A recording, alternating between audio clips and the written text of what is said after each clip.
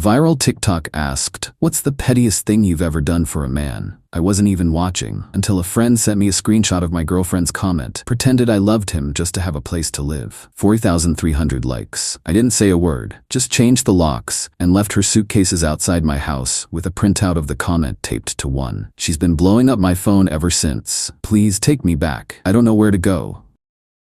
I've never considered myself particularly clever or strategic.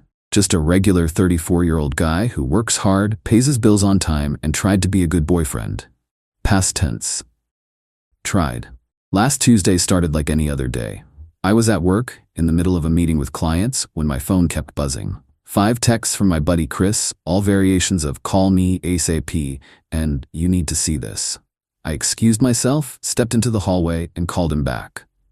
"Dude," Chris said without preamble, "have you seen Jenna's TikTok comment?" "What are you talking about? I'm in the middle of a meeting. You need to see this. I'm sending you a screenshot. Call me after."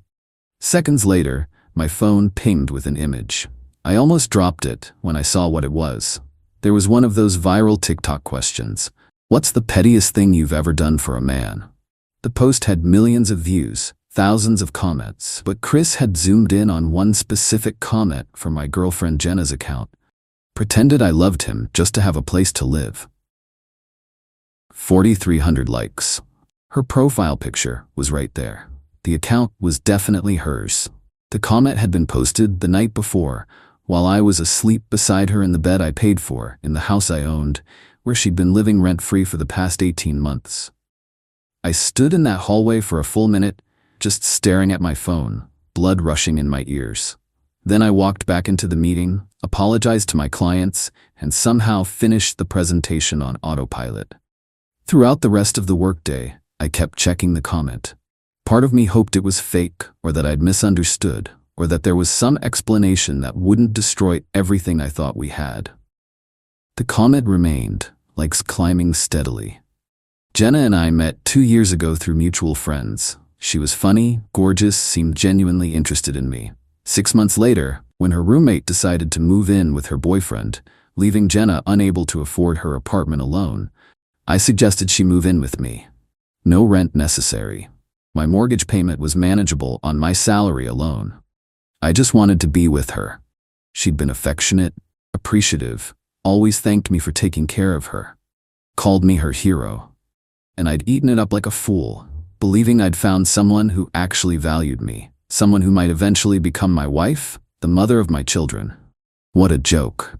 I left work early, called a locksmith on the way home.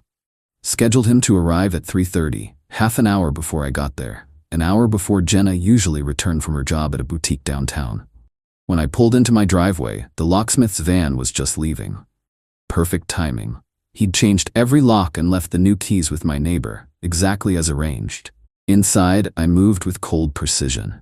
I went room by room, gathering every item that belonged to Jenna. Clothes, makeup, shoes, books, electronics, everything went into suitcases and boxes. I didn't damage anything.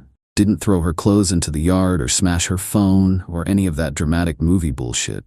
Just packed everything methodically, the same way she'd methodically used me for a year and a half. In her nightstand, I found a journal. The temptation to read it was strong, but I resisted. Whatever additional lies it contained wouldn't change what I already knew. It went into a box with the rest of her things. 3 hours later, the front lawn was neatly arranged with her possessions. 8 suitcases, 12 boxes, all carefully labeled with their contents. I'd printed out the screenshot of her TikTok comment, enlarged it to fill an entire page, and taped it prominently to her largest suitcase. Below it, I added a simple note. House key no longer works. Neither do your lies. Don't come back. Then I waited. At 5:17 p.m. I heard her car pull into the driveway. Through the living room window, I watched her expression shift from confusion to shock to panic as she took in the scene on the lawn. She ran to the front door, key already in hand. It didn't work. She rang the doorbell frantically. I didn't answer. Her phone call came next. I declined it. Then the text started. "What is this? Let me in. We need to talk. This isn't funny. Please, my stuff is outside." I watched through the window as she spotted the printout, ripped it from the suitcase, read it. Her face went pale. She looked up at the house, directly at the window where I was standing. I didn't hide, just stared back, expressionless. More texts flooded in. It was just a stupid comment. I didn't mean it. Please, I have nowhere to go. I do love you. I was just trying to sound cool. I blocked her number. Then I poured myself a whiskey, sat down on my couch and felt nothing. Not satisfaction, not heartbreak. Just a strange, hollow calm. By 8 p.m., she'd convinced a friend to help her load everything into their 2 cars. They made several trips, Jenna sobbing the entire time. I remained inside, ignoring the increasingly desperate knocks and pleas. Once they were gone, I locked up, turned off my phone, and went to bed early. The next morning, I woke up to 37 missed calls and 49 messages from unknown numbers and mutual friends. Jenna had apparently started a full-scale campaign to get back into my house and my life. I blocked each number methodically. She showed up at my office. Security escorted her out. She sent her mother to my house. I didn't open the door. She created new social media accounts to message me. I deactivated mine temporarily. 3 days in, my friend Chris called from a new number I didn't recognize. "You okay, man?" he asked when I answered. "Getting there. She's telling everyone you threw her out with no warning, that you're having some kind of breakdown." I laughed. Actually laughed for the first time in days. I figured she would. That's why I have the screenshot, plus security footage of her calmly packing her stuff. No drama, no argument. Smart. She's staying with Melissa right now, but apparently that's not going well.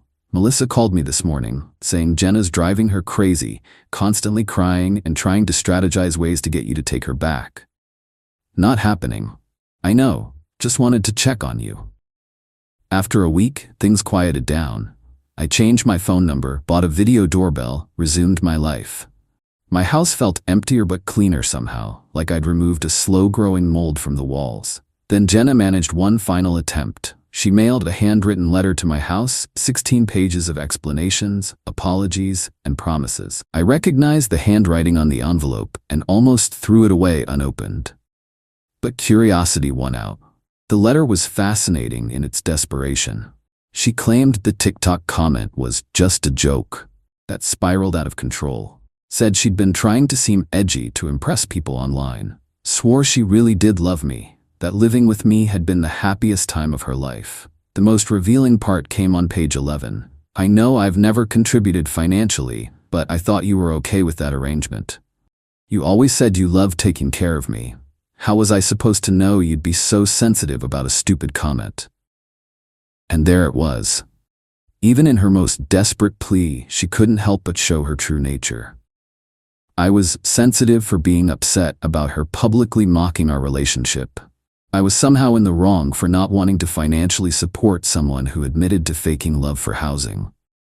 I scanned the letter, saved it as evidence in case she tried to create more drama, then shredded the original. It's been a month now. My house is peaceful. I've changed the furniture arrangement, painted the bedroom a color Jenna always hated, reclaimed my space.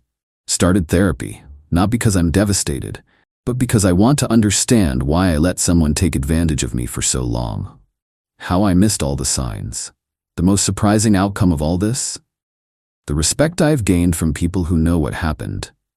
Even mutual friends who initially tried to defend Jenna have quietly reached out to check on me, to acknowledge that my response, while cold, was completely justified. A woman from my office, someone I've always been friendly with but never considered dating, asked me to coffee last week. I declined for now, not ready yet, but it was nice to be reminded that there are people out there who actually want to build something real, not just find someone to use. Yesterday I drove past the boutique where Jenna works. Or worked, rather. There's a help wanted sign in the window now. According to Chris, she quit her job in a grand gesture to show how distraught she was about our breakup, expecting it would somehow convince me to take her back. Instead, she's now unemployed as well as homeless. Not my problem. I don't take joy in her suffering. But I don't feel guilty either. Every choice has consequences. She chose to mock what I thought was real. I chose to believe her. We both learned something valuable, I suppose. She learned that actions have consequences. I learned that I'm stronger than I thought, strong enough to walk away from someone who saw me as nothing more than a convenient living arrangement. That TikTok comment has 7,500 likes now. But I've got something better. Self-respect. Update, 2 weeks later. Thanks for all the support on my original post. It's been surreal having thousands of strangers validate a decision that some people in my real life initially questioned. A few developments since last time. 1. Jenna has finally stopped trying to contact me. According to mutual friends, she's moved back to her hometown to live with her parents. Apparently she's telling people there that she left me, not the other way around. Classic. 2. The TikTok drama had an unexpected career benefit. My boss, who somehow heard about what happened, small town, called me into his office last week. I thought I was in trouble for the scene Jenna caused at our office. Instead, he commended my level-headed approach to a personal crisis and mentioned an upcoming management position I might be interested in. The way he sees it, anyone who can handle personal drama that calmly would be good at handling workplace challenges. 3. I've started seeing a therapist who specializes in relationship patterns. First thing she pointed out, my tendency to financially support partners creates unbalanced dynamics that attract the wrong people. That hit home hard. 4. Deleted all my social media, at least temporarily. The constant bombardment of people's highlight reels was making it harder to appreciate the quiet victories of rebuilding my life. 5. After changing practically everything in my house, I realized what I really want is a fresh start. Put the house on the market yesterday. The real estate agent thinks it'll sell quickly in this market. The most common question I got on my original post was whether I felt bad about leaving her homeless. The answer is still no. Jen is a 30-year-old woman with a job, friends, and family. She wasn't homeless, she was just temporarily inconvenienced by the consequences of her own actions. There's a difference. Someone commented that I should have confronted her, given her a chance to explain. Perhaps. But I saw no need to create a scene or have a dramatic showdown. The screenshot said everything. Her comment wasn't taken out of context or misinterpreted. It was exactly what it appeared to be. The truth she was willing to share with strangers, but not with me. To those going through something similar, trust your gut. If someone shows you who they really are, believe them the first time. And remember that leaving a bad situation isn't just about escaping something negative, it's about making space for something better. That's all for now. May update again if anything significant happens, but honestly, I'm ready to close this chapter of my life for good. Final update, 2 months later. This will be my last post about the Jenna situation. Life has moved on, and so have I. The house sold for above asking price after just 5 days on the market. I used the profit to put a down payment on a smaller place across town. Signing the new mortgage yesterday felt like closing a door on the past. Therapy continues to be enlightening. Turns out I've been playing the provider role since childhood, when I had to step up after my father left. Breaking that pattern isn't easy, but I'm working on it. Learning to distinguish between generosity and self-sabotage. The job promotion came through.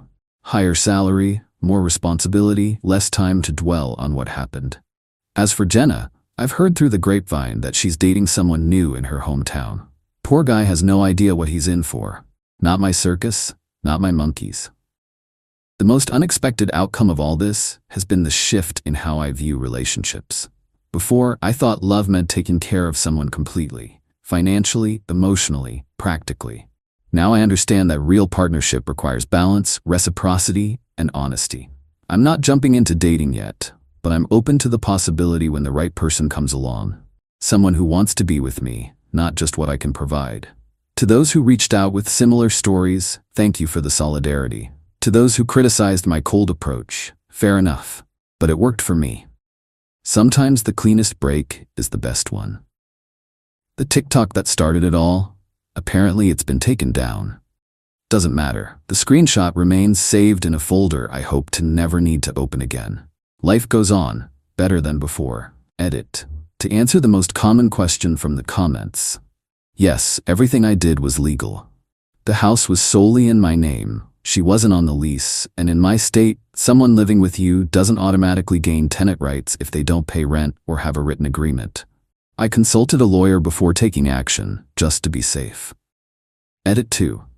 Someone asked if I thought Jenna's actions qualified as financial abuse. I don't know. What I do know is that relationships should be built on honesty. If she'd been upfront from the beginning about needing housing help, we could have worked something out. It was the deception that made it unforgivable.